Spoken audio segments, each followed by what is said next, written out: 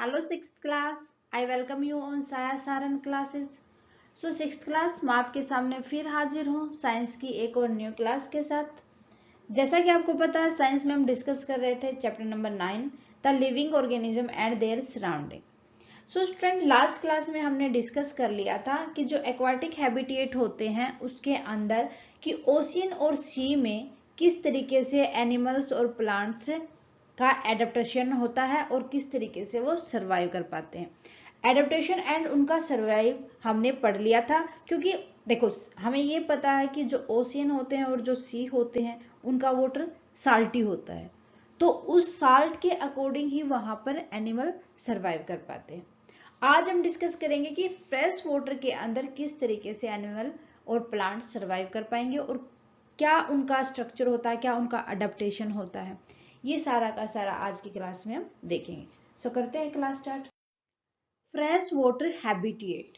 भाई fresh water habitat के अंदर आ जाती हैं जितनी भी हमारी रिवर्स हैं, जितनी हमारी लेक्स हैं, स्वैम्प है, पॉन्ड्स हैं। फ्रेश वाटर की अगर मैं बात करूं स्टूडेंट, तो वर्ल्ड के अंदर ओनली 3% ही फ्रेश वाटर है। जितना वाटर है ना टोटल वर्ल्ड के अंदर, उसका 3% ही फ्रेश वाटर पाया जाता है। और इस 3% फ्रेश वाटर के अंदर ही ऑलमोस्ट हमारे जो स्पाइसेस होते हैं, मतलब जो बहुत ज़्यादा वेराइटीज जो पाई जाती है स्पाइसेस की, वो फ्रेश वाटर के अंदर ही देखने को मिलती है आपको। ठीक है, तो देखते हैं इसके बारे में। Rivers, lakes, ponds etc comprise the fresh water habitat. मैंने बता दिया था आपको कि जो फ्रेश वाटर हैबिटेट के अंदर आते हैं रिवर्स, लेक्स, पॉन्ड्स, स्वैम्प्स, ये सारे के सारे फ्रेश वाटर के अंदर आते हैं। 3% of world water is accounted as fresh water. Only world के अंदर 3% वाटर को ही फ्रेश वाटर कहा जाता है। But still a wide variety of spices are found here. लेकिन इतना कम पानी होने की वजह से फिर भी यहाँ पर बहुत ज़्यादा स्पाइसेस देखने को मिलते हैं।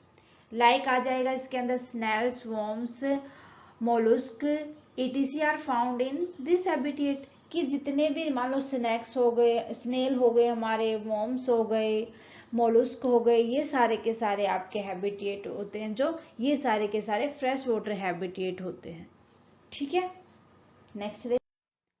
सो पॉन्ड्स एंड लेक की अगर मैं बात करूं तो इसके अंदर जो प्लांट्स होते हैं वो सबमर्ज्ड होते हैं वाटर के अंदर। मीन्स जो हाइड्रिला जिसे कहा जाता है, फ्लोटिंग करते रहते हैं वाटर के सरफेस के अंदर। और जितने भी प्लांट होते हैं उनकी रूट बिल्कुल ही वीक होती है, कम होती है, जिस वजह से वो पानी के सरफेस के ऊपर फ्लोटिंग करते हैं। ठीक है, ये याद रखना आपको। जितने भी प्लांट होते हैं ना वाटर के अंदर, वो उनकी रूट्स बहुत ही रिड्यूस्ड होती हैं। देखो, plant can be completely submerged in water like hydrilla or floating on the surface of water like lily, water lily, lotus, water hyacinth. Hyacinth क्या होता है? हाइसिंथ होता है जो मल्टी कलर्ड फ्लावर, ऐसा प्लांट जिसके ऊपर बहुत ज्यादा कलर के फ्लावर आपको देखने को मिलते हैं, वो हाइसिंथ होता है। ठीक है, then roots are much reduce in size since their main function is to be hold the plant in place. कि जो रूट्स होते हैं वो बहुत ही वीक होते हैं, इस वजह से जो प्लांट होल्ड होता है वो पानी के अंदर ही, पानी में फ्लोटिंग करके ही होल्ड किया जाता है। क्लियर है भाई? जितने भी एक्वाटिक प्लांट होते हैं उनकी स्टीम तो बहुत ज्यादा लंबी होती है और बिल्कुल ही लाइट वेट होते हैं, जिस वजह से वो जिस तरीके से पानी, अगर पानी के अंदर कोई भी मूवमेंट आती है तो उस तरीके से वो बैंड हो जाते हैं।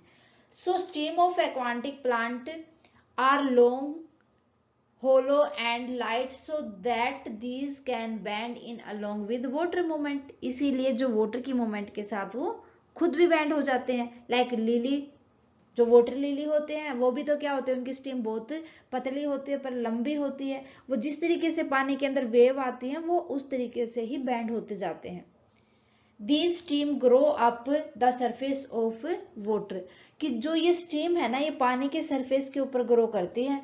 While the leaf and flower float on the surface of water। इसी वजह से जो लीफ होते, पत्ते होते हैं या जो फ्लावर्स होते हैं वो पानी के ऊपर तैरते हुए हमें दिखाई देते हैं। ठीक है, इस तरीके के आपको प्लांट या जितने भी छोटे मोटे जो फ्लावर प्लांट होते हैं वो पॉन्ड्स के अंदर देखने को मिलते हैं।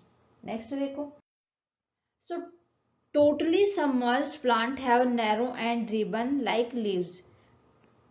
भाई जितने भी प्लांट पानी के अंदर होते हैं वो सबमर्ज्ड होते हैं और नैरो होते हैं एंड रिबन शेप के होते हैं, लाइक लीव्स जो पत्ते होते हैं। और एग्जाम्पल होते हैं इनके टैप ग्रास, जो आपको पानी के अंदर जो घास देखने को मिलती है ना वो। This can be band in following water, उस पानी के अंदर वो बैंड होते जाते हैं क्योंकि उनकी स्टीम बिल्कुल ही वीक होती है, लंबी होती है। Steam have air spaces to enable the plant to float. भाई जितने भी स्टीम होती है ना, जितने भी प्लांट की स्टीम होती है उसके अंदर वो एयर होती है, एयर स्पेसिस होते हैं, जिस वजह से वो प्लांट को फ्लोट करने में हेल्प करती हैं। Floating plant are large and flat, कि जितने भी फ्लोटिंग प्लांट होते हैं जो तैरते रहते हैं वो लंबे भी होते हैं, बड़े भी होते हैं और वो सीधे फ्लैट होते हैं ताकि पानी के अंदर तैर सके, नीचे डूबे ना।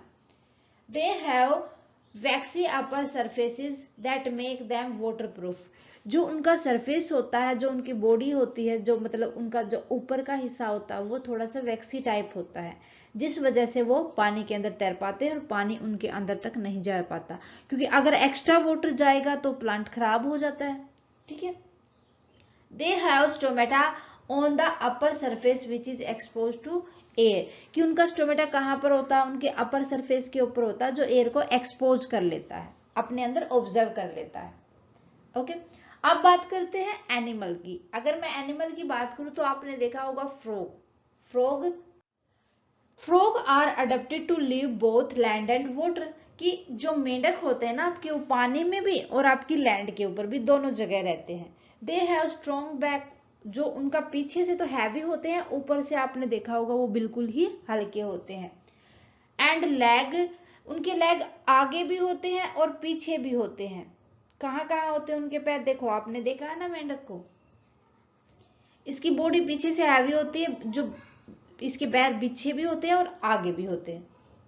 ठीक है, वेब्ड फिट, देखो जालीदार इनके पंजे होते हैं जो हेल्प करते हैं, which allow them to swim in water, उनको पानी में तैरने में हेल्प करते हैं। जितने भी एनिमल एक्वाटिक होंगे उनके आपने देखा होगा जो फिट होंगे उनके फिट वेब्ड होते हैं, जालीदार होते हैं उनके पंजे। ठीक है, या झिल्लीदार भी कह सकते हैं, ताकि वो पानी के अंदर अच्छे से स्विम कर सके। ओके,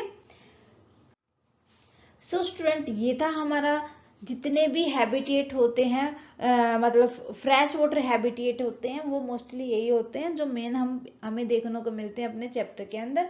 सो आपको ये अच्छे से क्लियर करना है, इतना ही इस टॉपिक के रिगार्डिंग इतना ही हमें पढ़ना है। उम्मीद करती हूँ कि टॉपिक आपको अच्छे से समझ आ गया होगा। इसी उम्मीद के साथ नेक्स्ट क्लास में हम डिस्कस करेंगे कि कोस्टल हैबिटेट क्या होते हैं और उसके अंदर कौन कौन से प्लांट और कौन कौन से एनिमल लिव करते हैं। सो स्टूडेंट आने वाली क्लास को बिल्कुल भी मिस ना करें, आज वाली क्लास को परफेक्टली समझ लें। सो स्टूडेंट अगर आपका किसी भी क्लास से रिलेटेड कोई भी डाउट रहता है, चाहे वो इस क्लास से रिलेटेड हो चाहे वो पीछे वाली क्लास से रिलेटेड हो, सो प्लीज आप हमें कमेंट करके बताएं। क्लास कैसी लगी वो भी कमेंट करके बताएं।